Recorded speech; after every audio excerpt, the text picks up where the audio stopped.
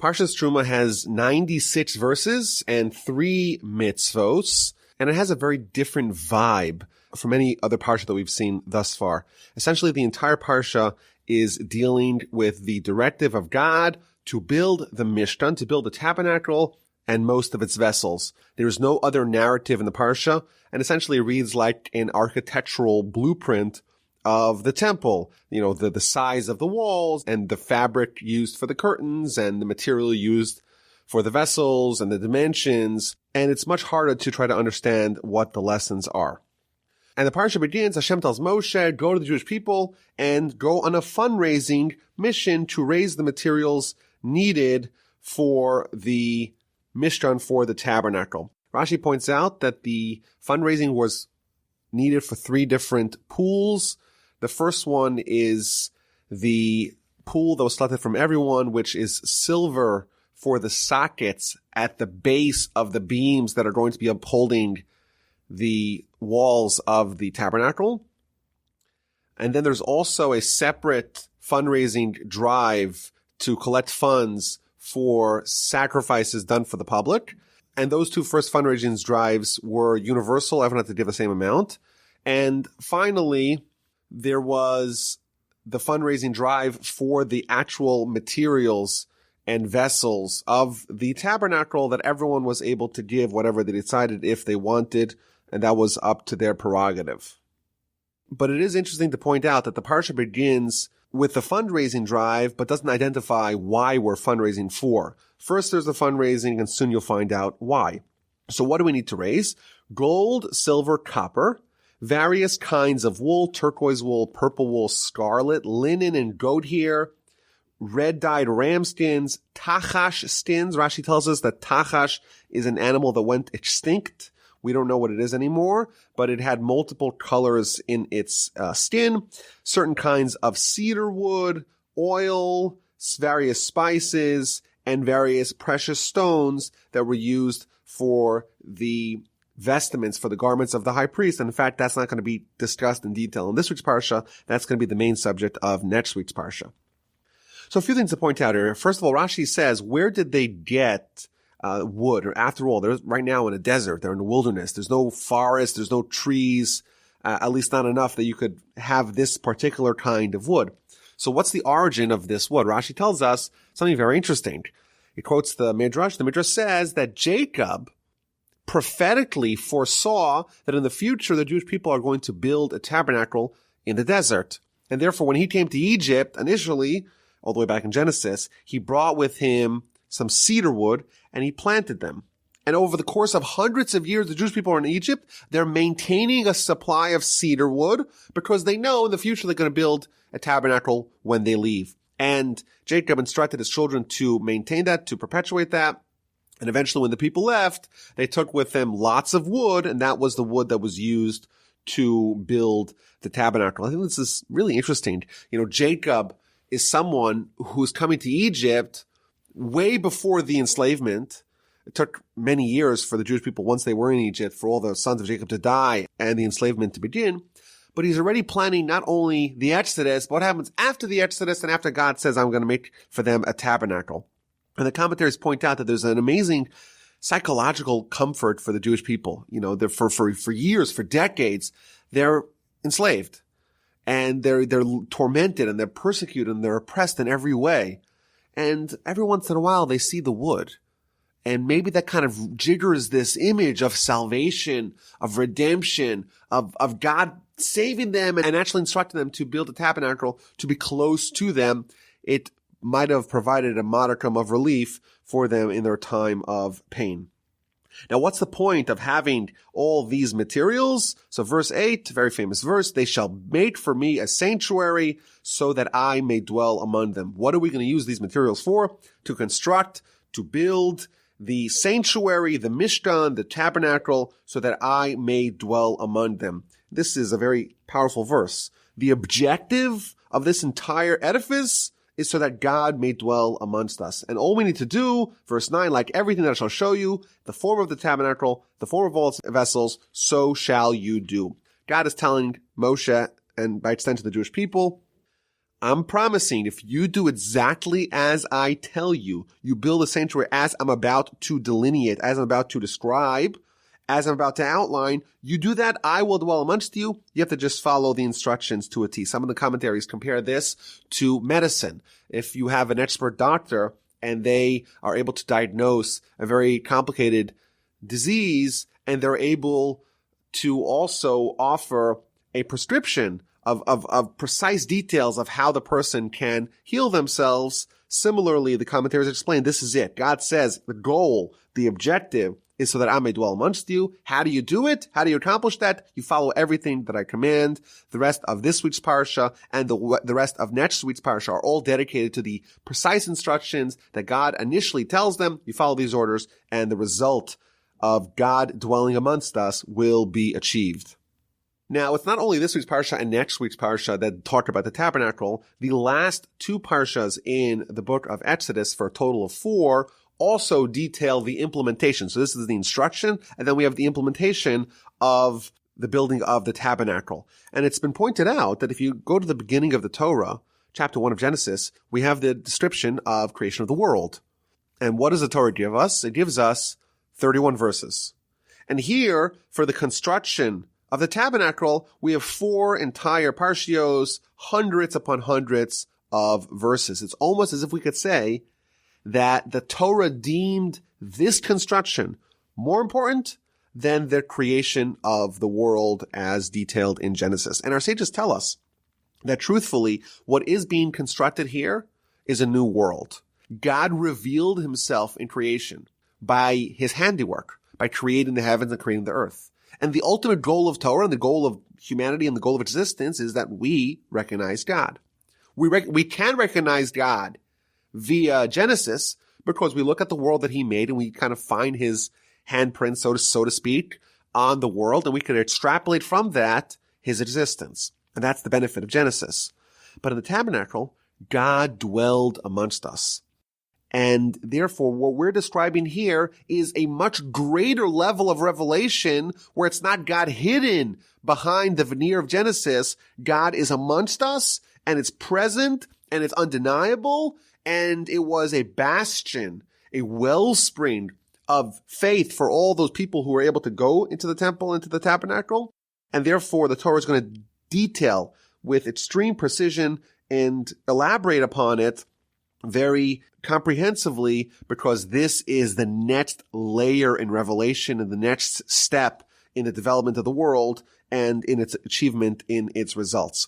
And I think there's another fundamental point here, and that is the idea of what we call Kedushah or holiness, which means essentially that there's a crossover between two opposing worlds.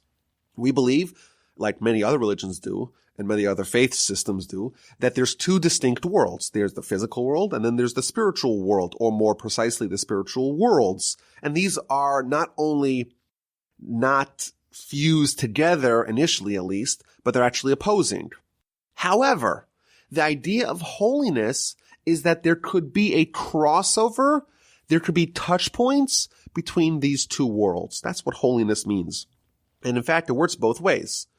We could bring the heavens down below, and we could bring the lowly ascending to heaven. So, for example, we have the idea of blessings. You eat something, you make a blessing beforehand. What does eating a sandwich have to do with God? Well, that's holiness. Holiness is where we're linking the mundane, the physical, the monotonous, the habit, the rote, the physical pleasures. We're linking that with God, and we're taking the physical and we're uplifting it. And on a similar way, last week's Parsha, we read all about cows goring each other's. Well, what does that have to do with holiness? Well, that's precisely the point. Even something which is mundane, it can be given a godly flavor via Torah and God's wisdom, and therefore we can make that holy. We could uplift that to make those discussions, to make them of the higher realms. Here it's the opposite. God is pledging, I will, so to speak, come from the heavens and dwell amongst you. And if you go back to the very first Rashi in the Parsha, Rashi says that the fundraising drive has to be done altruistically. Today you have buildings sponsored by this family or that family, and that's good, that's encouraged. But here specifically with respect to the tabernacle and the holiest venue in the world where God's going to dwell has to be done totally, completely for the right reasons.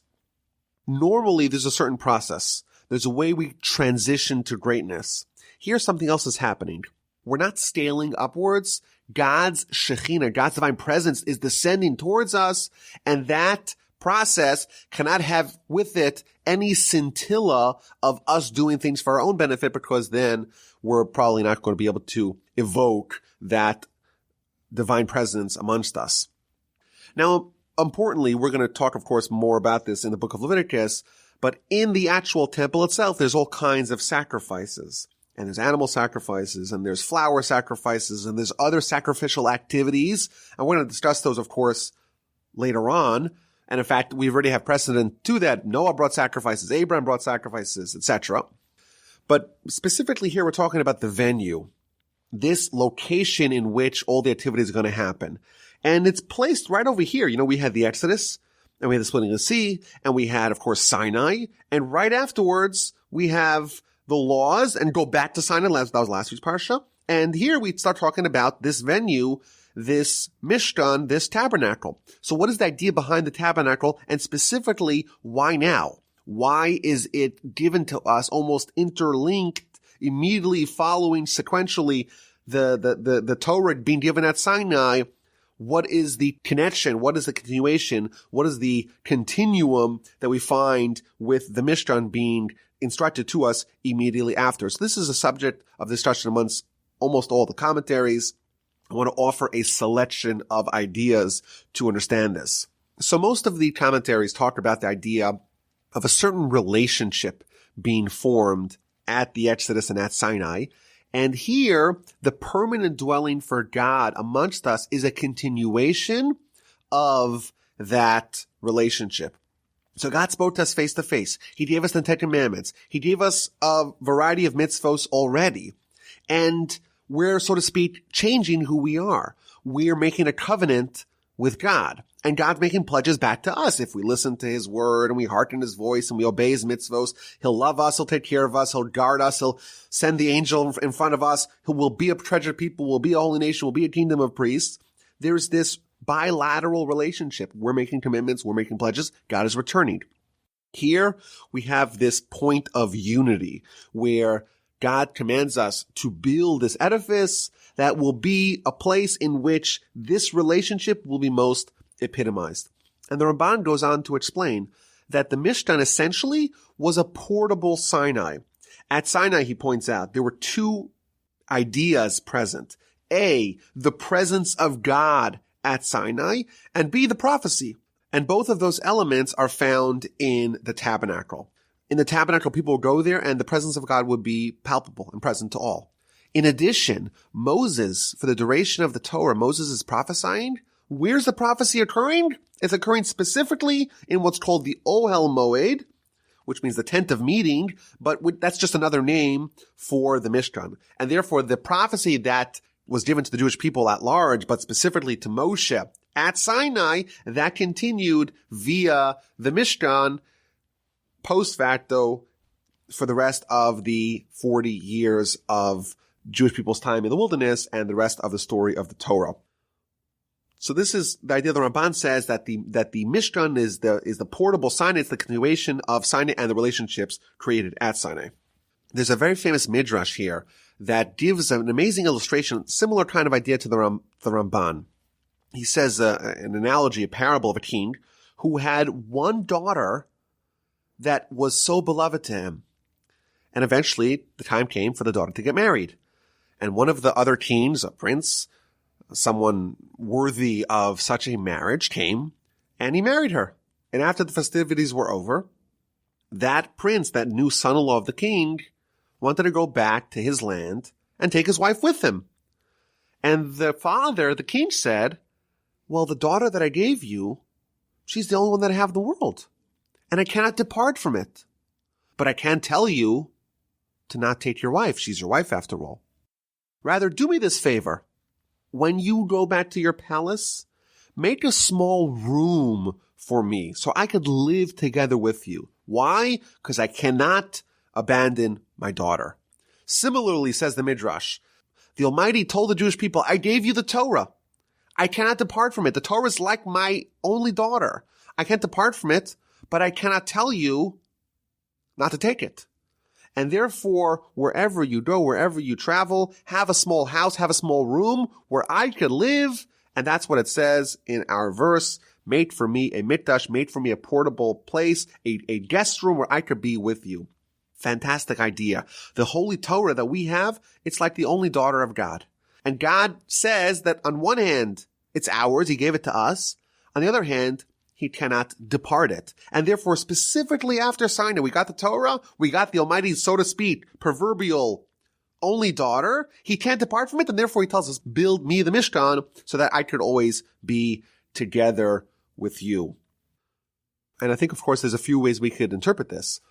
So for one, and this is a theme that we find throughout Jewish literature, the relationship the Jewish people have with Torah is the same relationship that a husband has with a wife. It's a certain intimate connection, a very deep connection that we have with Torah. It's, so to speak, the quote-unquote daughter of God that we, so to speak, married at Sinai. But in addition, the Talmud tells us something very interesting in the book of Brachos, page 8a. It says, well, what happens once the temple is destroyed? After all, God says, I gave you my only daughter, and it's yours now, but I can't depart from her. But now the temple is gone. So the Talmud says, from the day that the temple was destroyed, the only place in which the Shekhinah does dwell, that's only within the 4 cubits of Torah. Where people are studying Torah, that creates with it a virtual Mishkan, a virtual tabernacle in which God's presence comes, and then he indeed is not abandoning his only daughter. One of the other commentaries, he kind of presents the connection between Sinai and the tabernacle in almost the opposite way. And he quotes from the end of Parshas Yisro 2 weeks ago, we read right after Sinai, right after the Ten Commandments, there's a verse that says that God pledges, wherever you call out God, he's going to be there. He's going to be close to us. The Sefarno, one of the commentators, he says that prior to the sin of the golden calf, wherever we would call out to God, he would be there with us. Now, once the Jewish people sinned the golden calf, and by the way, there's an entire discussion as to whether this Parsha, Parshas Terumah, actually chronologically precedes the golden calf story. Most opinions are that it indeed does. So this is being told to us after the golden calf story. And now we're almost limited. Previously, the entire world, so to speak, would be a portable Mishkan. We call it to God and he's there. And now God is limiting his presence. He's only going to be in this world within the confines of the tabernacle. And like we said earlier, the majority of the Parsha is going to deal with instructions of the tabernacle, and it's going to seem very foreign, very odd, but we have to remember verse 9 here that these are the instructions that God is pledging. You do this. It comes from God. Trust in him. He knows what he's doing, and he's giving us the exact formula to achieve the result of that he dwelling among us. And it's also important for us to note, we're really novices. We're trying to understand the discussions of the most sophisticated pathologies and nuanced and subtle remedies. We're trying to remedy the fact that the world is flawed, so to speak, that God is not here, and we don't really have the framework to understand the ABCs, and therefore it's important for us to keep this in mind, that we're going in, so to speak, blind. We don't really know why A leads to B, why exactly the tabernacle leads to God's presence, but we have to accept it, so to speak. He's the proverbial doctor, and he's giving us those instructions. And maybe that would answer the question of why the fundraising happens before the instruction. You know, the Parsha begins with fundraising. We haven't even told anyone what the goal is. What are we trying to raise money for here?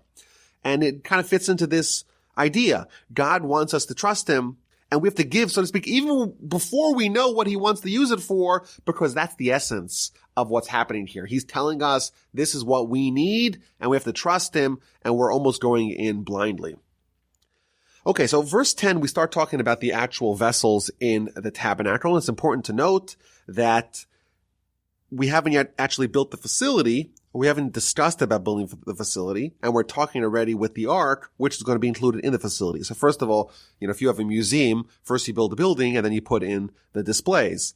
Here it's presented in the other way around. We're talking about the ark, the vessel that goes in the tabernacle, and we talk about the shulchan, the table, and the menorah, and only then do we start talking about the actual venue itself, the tabernacle itself.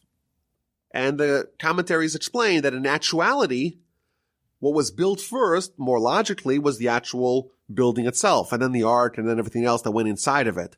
But the purpose of the tabernacle is to have a resting spot for the divine presence in our world. The essence of that, the touch point of that, the epitome of the zenith of God's presence in the world is specifically in the ark, or more precisely between the cherubs on top of the ark. And therefore, it is commanded to us first, but in actuality, once it's actually built in chapter 35 and chapter 36, it's built in more of a logical order. First, you build the building, and then you put in the displays.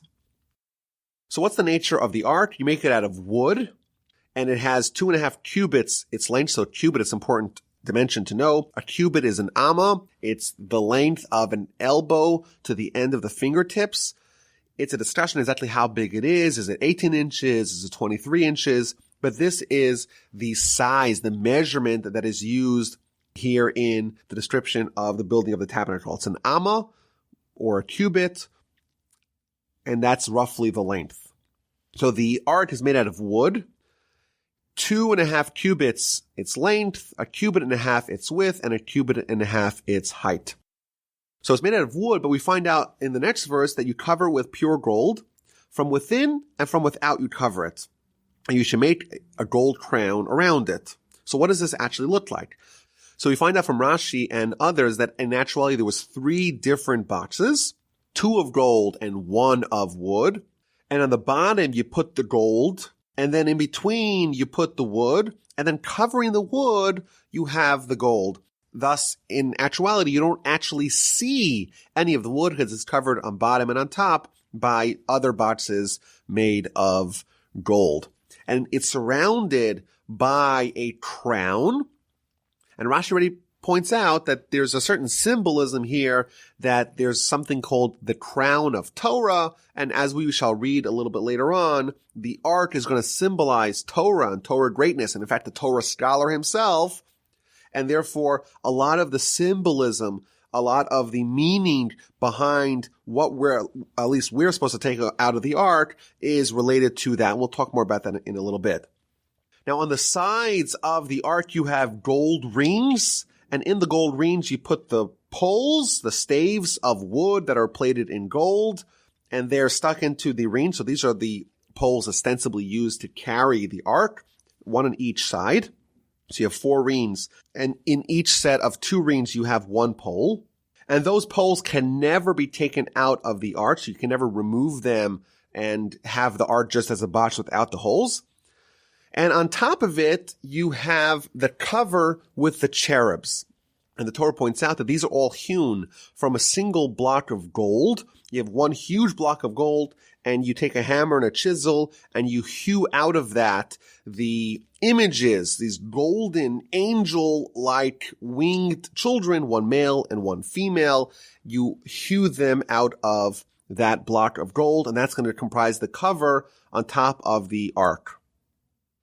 Now, the idea of these cherubs sounds kind of perplexing. They don't seem to have an obvious function. And in fact, they do kind of seem to be these images that we were warned about so stridently in the Ten Commandments. In fact, we did see at the end of Parshas Yisro that if instead of 2 cherubs, there were 4 cherubs, or instead of them being made out of gold, it was made out of silver, it would be considered idolatrous. So the idea of these cherubs, it's straddling the line of idolatry pretty closely. And if not for the fact that God instructed us to do it, we would never do it. So what can possibly be the lesson behind these cherubs, these images of gold, of a male and a female child, but they look like an angel with these wings? What do we make out of that? So many interpretations by the commentaries. I want to offer a few of them. So the Rambam tells us that these cherubs are about the belief not only in God, but in the existence of angels. And of course, this is the subject of a much larger discussion. But briefly speaking, the idea of angels is that there is forces through which divine vitality and even prophecy filters down to us. And that's why the commentaries add there's 2 cherubs, not 1, to not conflate the cherubs with God. There's only one God, but there's multiple angels, and therefore there's multiple cherubs. That's one idea. Another idea is that the cherubs, they're facing each other, and almost like they're hugging each other, and that's to show that God loves us like the love of the male and the female, the most closest, most intimate love that we can fathom. God's like that with us. And therefore, specifically at this touch point where our nation and God, so to speak, the symbolism of this relationship, we have the boy cherub, the girl cherub hugging each other, so to speak, and displaying the love that God has for us. And the Talmud, in fact, tells us that during the pilgrimage, during the high holy days, during the festivals, Jewish people all come to Jerusalem, and they would pull away from the curtain blocking the ark, and the entire nation would see the cherubs hugging each other, and everyone would say, wow, look how much God loves us. It's incredible love, like the love of a male to a female. And our sages tell us something really cool, that these cherubs would be reflective of the relationship that the Jews have with the Almighty. If we were not listening to God, then there would be smoke erupting from between them, and they would actually swivel and face away from each other. However, if we were doing the will of the Almighty, they would face each other and their faces would shine. Of course, that would be a very powerful lesson for people that had the merit to see it. So we have the ark, we have the dimensions, we have the materials, we have the cover, and inside we place the tablets. A little bit more about what we're going to place inside the ark in a little bit towards the end of the Parsha. And I think it's worthwhile to circle back and talk about some of the themes of the commentators regarding the ark. So, like we mentioned earlier, the Torah scholar is comparable to the ark. So the Talmud tells us that there's actually 3 different crowns. There's a crown of the altar, which is going to be the inner altar, not the outer altar. There's a crown of the table, and there's the crown of the ark. And these represent the 3 offices of greatness that we have in our nation. The crown that goes around the altar, well, that refers to the priesthood. And the priesthood, well, Aaron got that, Aaron and his children. The crown surrounding the table, that refers to the monarchy, to the kingdom, to prosperity, and that was taken by David. And that's not available for anyone else. However, the greatest crown of them all, the crown of the ark, that is available for everyone who wants. That's the crown of Torah. Anyone who wants to come could go and take it. And don't think that the other 2 crowns are greater. No. The crown of the ark, the crown of Torah, is greater than the other crowns. There's a primacy accorded to the ark over all the other vessels, and therefore what is still possible to be achieved via merit is greater than everything else that we could be given by inheritance. And the Talmud even points out that someone who studies Torah is greater than the high priest who enters into the Holy of Holies. That quotes the verse, Yikarahi mepninim, which literally means Torah is more precious than pearls, but the word pninim also means inner or inner sanctums. Says the Talmud, the Torah is more precious than the high priest who enters the most inner sanctums of the temple. And the reason for this is that the high priest on Yom Kippur enters into the Holy of Holies and goes to the ark. But the Torah scholar, he himself is comparable to the ark. He's there all the time. He has the Torah within them, just like the ark has the Torah represented by the tablets, both the broken set and the unbroken set of tablets. So too, the Torah scholar is like the ark because they have the Torah within them. And along these lines, we mentioned that the ark is made out of gold inside and outside, even though it has some wood. And the commentaries add that a true Torah scholar, what exists internally has to be reflective of what is displayed externally. We have to have the Torah penetrate inwardly. We can't just be gold on the outside, but corrupt on the inside. The internal behavior, how we are internally, has to match how we are externally. Just like the ark, it's got gold inside, it's gold outside, so too the Torah scholar has to be gold inside and outside. And then we read about the poles. There's 2 poles that are supporting the ark. Well, what does that refer to? Those refer to the people that, so to speak, uphold the ark, and by extension, the people that uphold Torah. And the commentaries note that we're told specifically about the poles that are upholding the ark, they can never be taken out of the rings. They can never depart from the ark itself. And the idea behind this is that someone who is a Torah supporter, they become linked to the Torah itself. It's like almost as if they're Torah. They cannot be discounted. They cannot be severed from the Torah. You can never pull out the poles, because once someone supports the Torah, they're cleaving to Torah and they become part of it. Our sages also tell us that the ark lifted those that lifted it. When the priests were carrying the ark, they weren't really carrying it. The ark was really carrying them. That's number one. Another miracle that our sages tell us happened with the ark is that it did not take up any space. If you were to measure the size of the Holy of Holies, it's 10 amos by 10 amos. It's 10 cubits by 10 cubits. If you were to measure how much room was on each side of the ark, it would equal a grand total of 10 cubits by 10 cubits. And the way the Talmud describes it is that the ark did not take up any place. And these 2 qualities, these 2 characteristics are another element of the ark, but also of Torah, and that is the idea of humility. Someone who's humble is lifting other people. Someone, of course, who's arrogant is pushing other people down. The ark lifted those that lifted it. The people that thought were lifting it were really being held up by the ark. Similarly, for someone to be a vessel of Torah, they have to have humility. They cannot be taking up all the space, so to speak, in the room. They have to uplift those that are around them. So that's the ark. And then we read about the table, the shulchan. And again, this is made out of wood, but it is plated in gold. It's 2 cubits by 1 cubit. 1.5 cubits is its height. It has also a crown going around it. It too has 4 reams, 1 on each corner, and in each set of 2 reams, there is a pole going through it. Again, a pole of wood covered in gold. And that's how you carry the table. And there's various other paraphernalia in it. There's dishes, there's spoons, there's shelves, pillars that are upholding it from either side. It's kind of hard to describe, but in fact, in many of the new editions of the Chumash, you see pictures of it. It makes it a little bit more understandable. But on top of this table, there's the lechem aponim, the showbreads. These are breads that are baked once a week. They stay in the table for a week, and then they're consumed by the priests. And if the ark was referencing Torah and Torah greatness, and the Torah scholar, the table refers to the monarchy, but also to prosperity. And the Ramban says something very interesting here. He says that these showbreads that were held up by the table were actually a beachhead for God's goodness in matters of prosperity.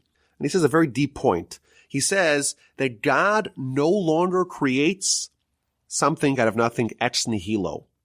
Everything that God is going to contribute to the world, so to speak, is going to be something out of something else. There has to be something that we do, that we contribute towards effectuating God's plenty. And therefore, you put bread in it. And again, this is 12 loaves of bread. It's not really a lot of bread. But through this means we contribute, so to speak, a little bit. We bake 12 loaves of bread, and that gives God's prosperity that he wants to shower upon us. It gives something to latch upon. And once we do something, that could be a receptacle, that could be a beachhead for God's goodness and God's prosperity he wants to give us to spread over the entire nation. And then we read about the third vessel, the menorah, hammered again out of pure gold. And this menorah looks very similar to the menorah we light on Hanukkah. It's like a candelabra. It's got one middle branch with a cup of oil lit on top. And then our menorah has 4 coming out of each side. This one had only 3 coming out of its side. And like we said, this is hewn out of a single block of gold. It's not made separately and attached afterwards. And we read a little bit later on that the menorah, including all of its paraphernalia, like the tongs used to pull out the wicks and the spoons used to clean out the cups, were all made from a talent of gold, roughly 150 pounds of gold. And in verse 31, we read that Moshe is told to make the menorah, and then the menorah shall be made. So Rashi tells us that Moshe tried to make it, but ultimately it was made. God, so to speak, made it. He tried it, was unsuccessful, and God made it. And I think this is a good lesson, a good rule of thumb, is that even if someone cannot do it, they won't necessarily be given godly assistance unless they put in their best effort. So Moshe tried it, he was unsuccessful, but only then did God, so to speak, come in to finish the job. And the Torah describes the menorah. It's got decorative cups, it's got knobs, it's got flowers, it has a base, and each of the flames, the three on the right and three on the left, are going to be directed towards the middle one. And the commentaries explain that the menorah is symbolic of a certain unity of purpose. We have the things on the right, we have the things on the left, we have the intellect, we have the action, we have all various aspects of our essence and of our spiritual activities that all have to be united towards the middle, towards God. So we've had now three of the vessels, the ark, the table, and the menorah. We haven't yet had the description of the actual tabernacle itself. And chapter 26 begins with the covers of the tabernacle. We're going to read about 3 or maybe even 4 different covers on the tabernacle. These are going to be covering the walls, which have not yet been described. And the first of the covers is going to be made out of 10 curtains. And each one of those curtains is going to be used with a special yarn, a yarn made out of linen, out of turquoise, out of purple, and out of scarlet wool. Rashi quotes from the Talmud that each one of these 4 materials, the linen, the blue, purple, and scarlet wool, each one of those yarns was comprised of 24 different strands, 6 strands of each, so 6 strands of linen, 6 strands of blue wool, purple wool, and scarlet wool, twisted into a thread, and those 4 threads making up the yarn, and that was woven in a way that different images appear on either side. And we're told that there's a total of 4 different images on either side of this first cover. There's going to be images of cherubs, images of a lion, of an ox, and of an eagle. And the commentaries explain these are also very similar to the visions of the chariot visualized by Ezekiel. And this material is going to be used to make 10 different curtains, each one of them of the same size, 28 by 4 cubits, so 2 of 5 apiece. So each one of these curtains is going to be 28 by 20 cubits. And at the edge of each one of these 2 curtains, each one comprised of 5 different curtains, you have 50 loops made out of blue wool and 50 gold hooks connecting the 2. So what you end up with is one huge curtain comprised of 10 separate curtains, or really 2 sets of 5 connected with these gold hooks. And this is going to be draped over the walls of the Mishkan. So the total length is 40 by 28. And the 40 is going to go the length of the tabernacle. And the 28 is going to cover the width of the tabernacle. And we'll see a little bit later on that the tabernacle itself is going to be almost 30 cubits by 10 cubits. And thus you're going to have the entrance on the east side is going to be exposed. And 30 are going to cover the length of the tabernacle. The extra 10 are going to drape down the back side. And Rashi is going to explain how they were draped over the walls of the Mishkan.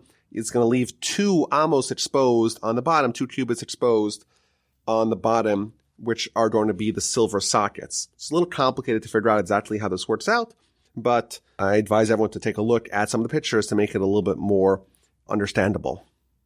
So that's the first curtain. Then there's a second curtain made out of goat hair. This is not 10 separate curtains that are going to be sewn together. It's 11 separate ones. And this is going to be covering the first one. And it's going to be a little bit longer on each side. And thus it's going to cover 1 more amma, 1 more cubit.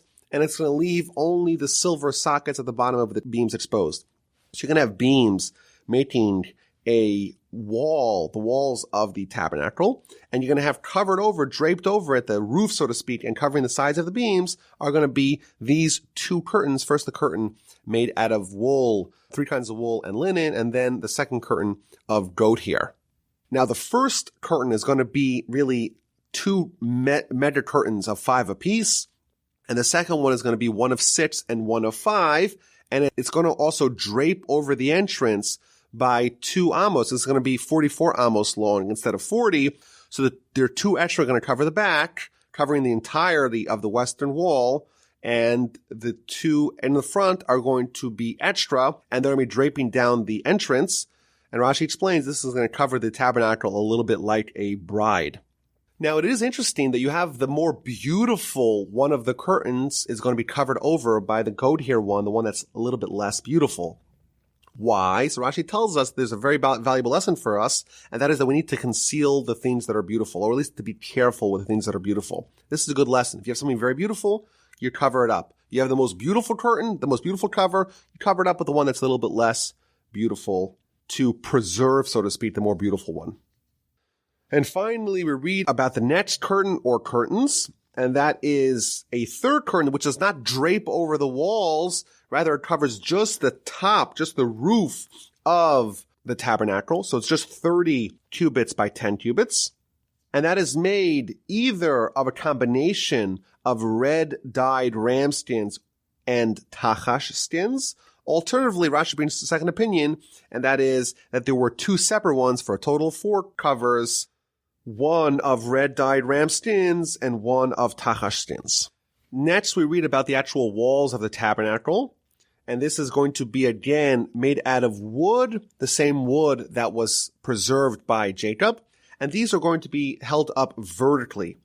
So we have planks of wood held up vertically. You have 20 along one side, which is the length. Each one of these planks of wood is going to be a cubit and a half. So for a total of 30 cubits, 20 planks, 1.5 a piece. And the other wall is going to be 10 cubits wide.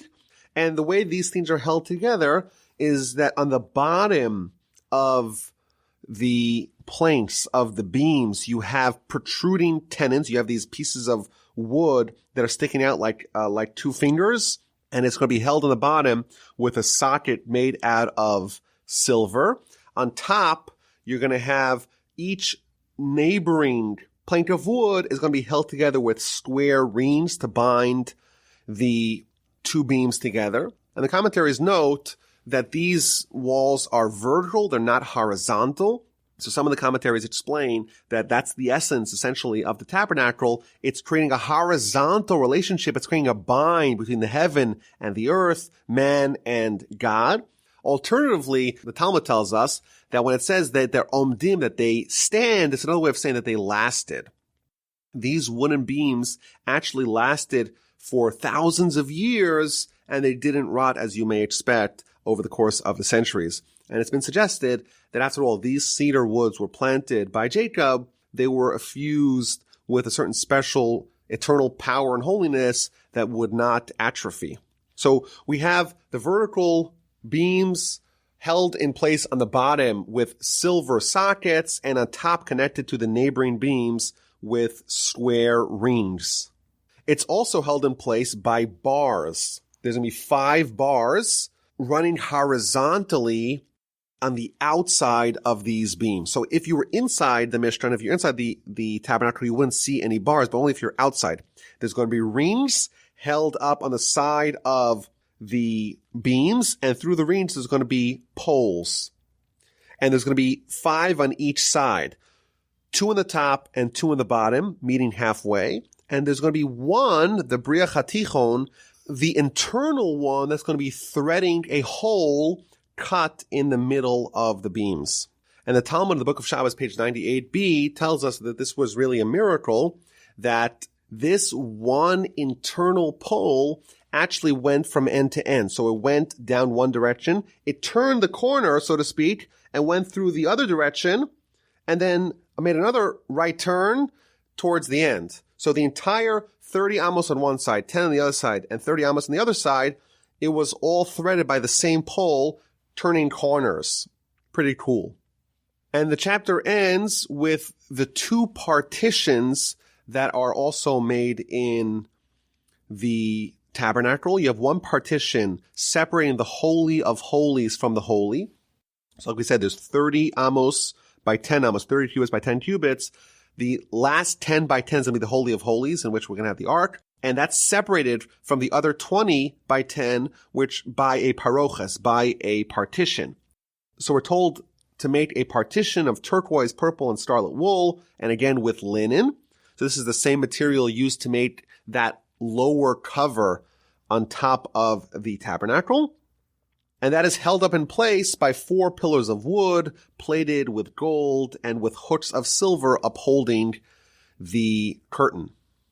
And there was also a second partition, maybe called a screen, separating the entire tabernacle from the rest of the courtyard of the Mishkan of the tabernacle, where the main altar for sacrifice was located. That partition separated the tabernacle itself from the rest of the world around it, from the rest of the courtyard of the tabernacle. Now, the commentaries note that there were at least 3 differences between the 2 curtains. The curtain separating the holy from the Holy of Holies, one part of the Mishkan, one part of the tabernacle from the other part, and the curtain separating, the partition separating the tabernacle itself from the world around it. Number 1 is that the manner in which these were embroidered were different. The inner one was embroidered in a way that it had different images on either side, whereas the outer one was embroidered with in a way that the images were identical on either side. The one internally was held up by 4 pillars, and it had silver sockets, and the one that was outside was held up by 5 pillars that had copper sockets. And the commentaries explain all the symbolism behind it and all the meaning behind it. Just as an example, what was the image on the inner curtain, the curtain separating the Holy of Holies from the rest of the tabernacle? It had pictures of cherubs, alternatively various animals, but it's called cherubs in the Torah. And cherub, again, is another nickname for an angel. So one of the commentaries tells us that unless someone is angelic, they shouldn't enter. Only the high priest. On Yom Kippur, someone who's really like an angel, again, wears only white, doesn't wear any gold, only someone like that is able to walk in and not be blown away by the holiness of the location. And the verse goes on to tell us what was included in each one of these venues. So you have the menorah and the shulchan, the menorah and the table that are outside of the Holy of Holies. Next week, we're going to read about the third vessel that was placed in the tabernacle, and that is the incense offering, alternatively called the inner altar. And then you have in the Holy of Holies, you have, of course, the ark, along with its cover and the cherubs. And you also have, like we said earlier, the tablets, both the broken tablets and the one that were not broken. In addition, all the way at the end of Deuteronomy, Moshe is going to write a copy of the Torah scroll that's going to be preserved in the ark for posterity. In addition, we read a few weeks ago that Moses tells Aaron to take a jar of manna that was also kept not inside the ark but next to it. There's going to be a vial of anointing oil, and a little bit later on in the book of Numbers, we're going to read about Aaron's staff that sprouted almonds and flowers. That too is going to be placed for posterity next to the ark. Chapter 27, we read about the altar. Now, this is not the inner altar. This is the outer altar. This is the much larger altar made of wood and plated with copper. And this is the altar on which sacrifices are going to be offered. You have an altar, and then you have a ramp leading up to the altar. And Rashi points out that this is slightly different than the one used in the temple, but the one in the temple is modeled after this with slight variations. So, of course, the Mishkan, the tabernacle, is going to be used by the Jewish people for hundreds of years until Solomon's going to build the first permanent temple, and the permanent temple is going to have a different altar. And Rashi also points out that the ramp is not mentioned, but it's hinted earlier. At the end of Parshas Yisro, we read that there should be a ramp leading up to the altar, not stairs, because if you have stairs, it could reveal some of your private parts. And it's called the earthen altar because it was hollow and it was filled with earth. Alternatively, it's filled with stones. Now, one of the commentaries points out that there's miracles that happened on this altar related to the 4 elements of fire, water, wind, and earth. The first miracle relates to fire, and that is that even though the fire was lit upon the altar at all times, day and night, and the altar was plated with copper. And what happens when fire comes into contact with copper? It starts to ruin it. but the copper was not ruined. That's the first miracle, relates to fire. The second miracle is that even though the altar was exposed, because this is outside of the tabernacle, in the tabernacle courtyard, it doesn't have those 4 or 3 covers protecting it from the elements. So water rains down upon the pyres on top of the altar, and it does not get extinguished. In addition, the smoke went straight up, and the wind did not blow the smoke. And finally, there's also earth filling in the hollow parts of the altar. So essentially you have all 4 of these elements represented in the altar, and these 4 elements are the same elements that comprise man, and this is coming to hint to us that when we mess up, when we sin, we bring a sacrifice on this altar, and that provides us atonement. And the Parsha concludes with a description of the courtyard. This is not the tabernacle itself, but it's the courtyard that is surrounding the tabernacle. This is a fence that goes around the courtyard of the temple. The entire length of this, the entire size of this courtyard is 100 amos by 50 amos, so slightly smaller than a football field, just to kind of get a little sense of the size of this. And we also read about the positioning of the tabernacle in the courtyard. The tabernacle is positioned in the inner half of that 100 by 50 amma enclosure. And we read also about the surrounding material used to make that fence, the size of the fence, the height of the fence, the material used. Every 5 amos, every 5 cubits, there's another beam holding up curtains. And there's also a curtain at the entrance.